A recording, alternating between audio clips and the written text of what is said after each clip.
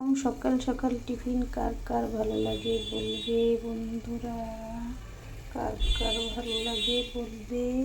দারুণ হয় সকাল সকাল খেতে। দেখো কড়াইটা বসিয়ে দিয়েছি বন্ধুরা, তারপরে এই মুগ ডালটা ভেজে নেব। মুগ ডালটা ভাজা হয়ে এই কটা সবজি দিয়ে নেব, দুটো আলু আর গাজর আর বিনস আর 2 পিস ফুলকপি দিয়ে দেবো। ডালের জল,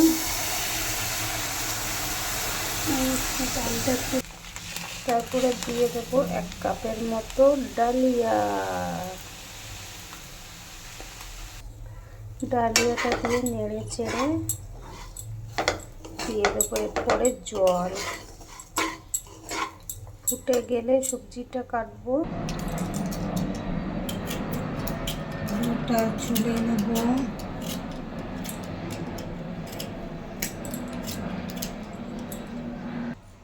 সবজিগুলো কেটে নেব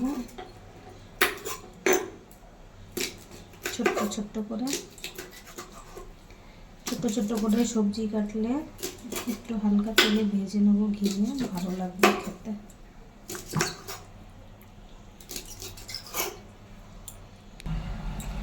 তারপর গাজরটা কেটে নেব ছোট ছোট করে।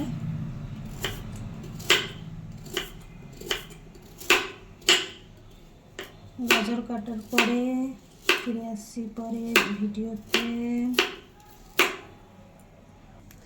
দেখো এই কটাই সবজি দেব এই ডালিয়ার মধ্যে। ডালিয়া ফুটছে,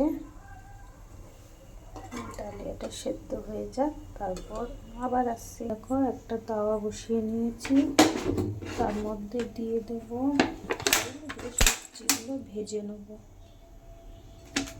অল্প তেল দিয়ে সবজিগুলো ভেজে নেব।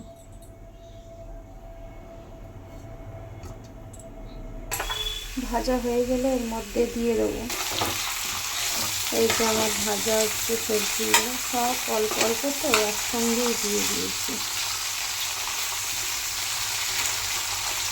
সকালবেলা এই টিফিনটা কার কার ভালো লাগে বলবে।